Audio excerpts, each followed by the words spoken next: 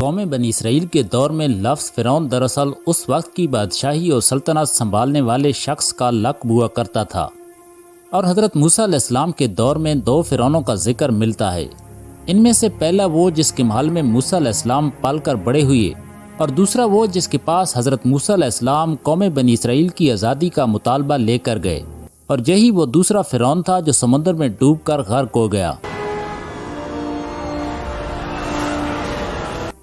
1851 سے پہلے اس دنیا میں کوئی بھی نہیں جانتا تھا کہ خدائی کا دعویٰ کرنے والے فرعون کی لاش کا کیا ہوا۔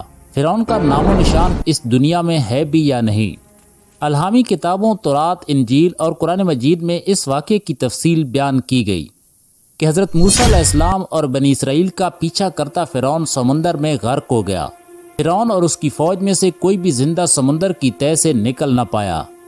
سمندر کے درمیان بننے والے راستے سے حضرت موسیٰ علیہ السلام اور ان کی قوم بفضل خدا بحفاظت نکل گئی تھی۔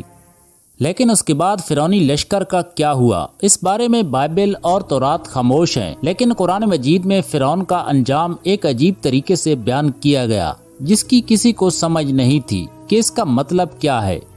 سورہ یونس میں فرعون کے انجام کو کچھ اس طرح بیان فرمایا گیا: بس ہم تیرے بدن کو سمندر سے نکال کر محفوظ کر لیں گے تاکہ تو بعد میں آنے والوں کے لیے عبرت بن جائے۔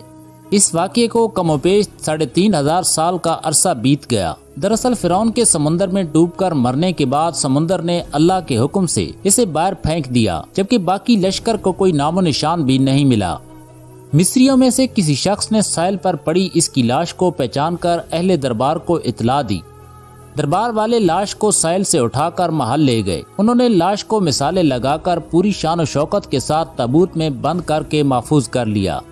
فرعون کی ممی بنانے کے دوران اہل دربار ایک بڑی غلطی کر بیٹھے۔ فرعون چونکہ سمندر میں ڈوب کر مرا تھا اور مرنے کے کچھ عرصہ بعد سمندر کی گہرائی میں رہنے کی وجہ سے اس کے بدن پر سمندری نمک کی ایک تہہ بن گئی تھی۔ مصریوں نے اس تہہ کو لاش پر اسی طرح رہنے دیا اور اسے ہنود کر دیا گیا۔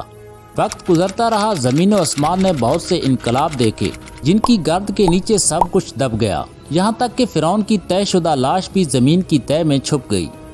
فرعونیوں کے نام اور ان کی تعمیرات صرف کتابوں اور لوگوں کے ذہن میں رہ گئے۔ اس واقعے کو 2000 سال گزرنے کے بعد اللہ کے آخری نبی حضرت محمد صلی اللہ علیہ وسلم تشریف لائے۔ آپ صلی اللہ علیہ وسلم پر اترنے والی آخری کتاب قرآن مجید میں فرعون کے واقعے کو تفصیل سے بیان کیا گیا۔ اسی سلسلے میں فرعون کے اس جسم کو محفوظ کرنے کے سلسلے میں آیات بھی نازل ہوئی جس کی سچائی پر اہل ایمان کا پختہ یقین تو تھا، لیکن وہ اس بات کو سمجھنے سے قاصر تھے کہ اس خدائی کا دعویٰ کرنے والے فرعون کی لاش کو کہاں محفوظ کیا گیا اور اسے کیسے نشان عبرت بنایا جائے گا۔ سن 1871 میں مصر کے شہر الغورنیا سے تعلق رکھنے والے ایک معمولی چور ایمن عبد الرسول کو فرعون کی ہنود شدہ لاش کی طرف جانے والے راستے کا پتہ چل گیا۔ وہ اس غار تک پہنچنے میں کامیاب ہوا۔ وہ اس غار سے خزانہ چراتا اور باہر جا کر بیچ دیتا۔ آخرکار ایک دن کچھ لوگوں کو اس کے خزانے چرانے کا راز معلوم ہوا، جس پر لوگوں نے اس چور کو پکڑ لیا۔ پولیس کی تفتیش کرنے پر پتہ چلا کہ وہ اس خزانے کو دریائے نیل کے کنارے ایک غار سے چرا کر لاتا ہے۔ جب اس جگہ پر زمین کی کھدائی کی گئی تو وہاں سے فرعون کی دوسری ممیوں کے ساتھ اس غرق ہونے والے فرعون کی لاش بھی مل گئی۔ اس کے کفن پر سینے کے مقام پر اس کا نام لکھا ہوا تھا۔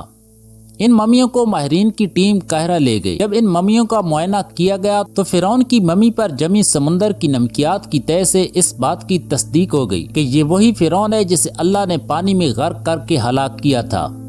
یہ دنیا میں اس وقت کی بہت بڑی کھوج تھی، لہٰذا دنیا بھر کے آرکیالوجسٹ اور سائنٹسٹ دنیا بھر سے مصر آنے لگے۔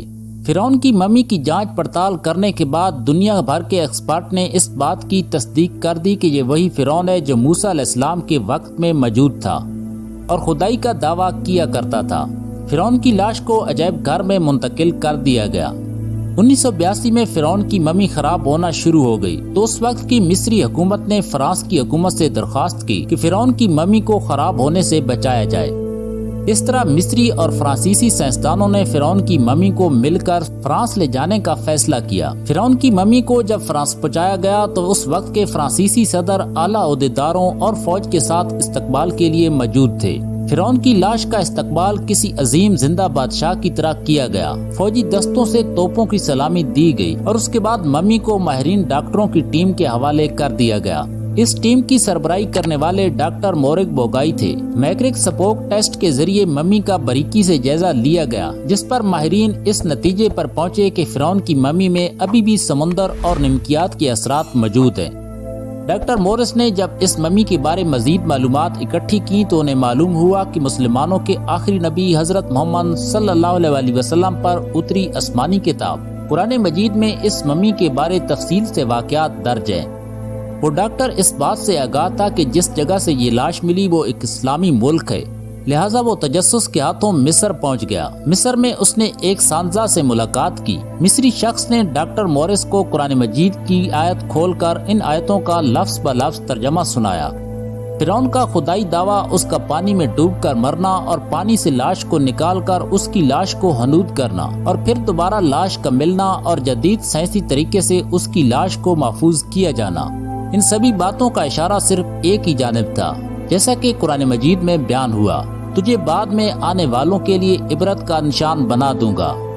آج کے دور میں فرعون کی لاش کو اس طرح دنیا کے سامنے رکھ دیا گیا کہ انٹرنیٹ کی ایک کلک پر لوگوں کے سامنے ایک بدترین اور قابل ترس حالت میں موجود ہے۔